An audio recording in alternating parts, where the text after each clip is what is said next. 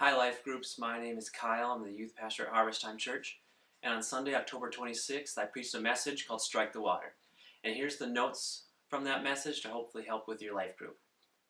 And now God parted the water for 4 different men in the Bible. The first was Moses, second was Joshua, third was Elijah, and fourth was Elisha.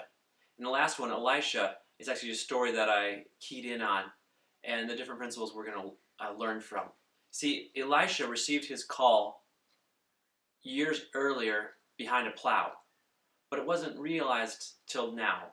And so Elisha had to learn and trust God. Is God going to part the water for him?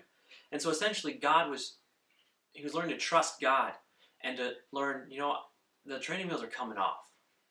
And so in 2 Kings chapter 2, in verses 2 through 6, Elijah keeps telling Elijah to stay put. And Elisha's response to that is, as surely as the Lord lives and you yourself live, I will never leave you. And so Elisha, when you see this, has a no-quit kind of attitude. He was not going to give up. And so some scholars believe that the time frame from when Elisha got his calling to the point of where we are in our story now would have been 18 years. And so it took some time. And so the key is not to give up. Don't quit. John 8, verse 31 says, "You are truly my disciples if you remain faithful to my teaching, and you will know the truth, and the truth will set you free." Jesus said that. And the key is, if you remain faithful. Don't quit. Don't give up. And Elijah, the senior prophet that Elisha was training from, actually had a different mentor, a different student, a different pupil. And that student gave up early. And so, unfortunately, he didn't get to experience the things that Elisha did. And so, if we don't give up, if we don't quit, we'll experience what very few do. The second point I made was from verses 7 and 8 of 2 Kings chapter 2.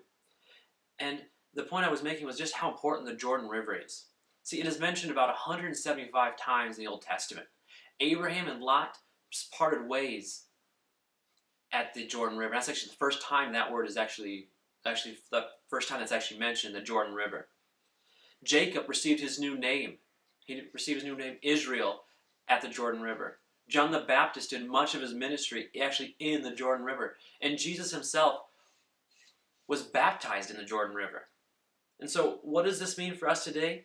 It's a transitionary period, a transitionary point that God brought Moses, Joshua, and Elisha and Elijah to.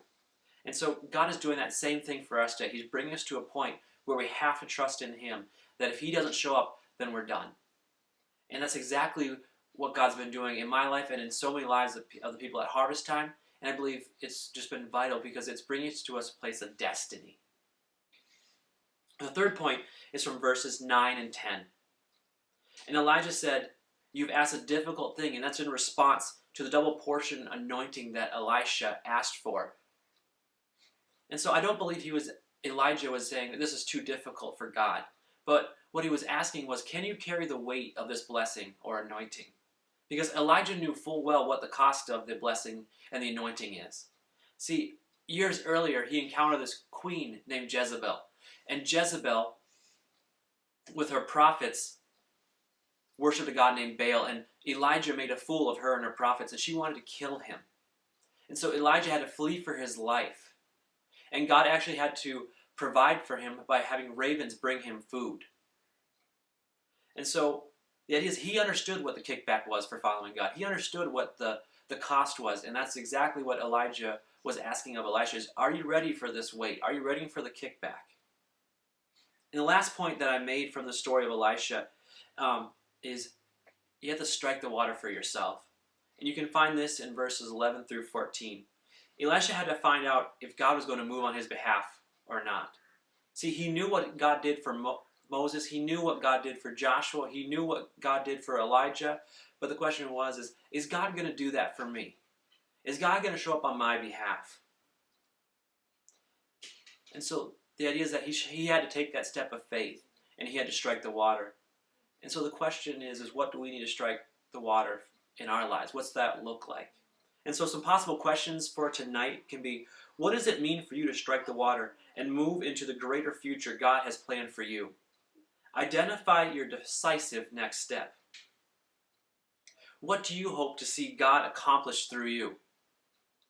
How do you think this greater life will affect your closest relationships and family, your work, school, or other everyday routine, your spiritual life?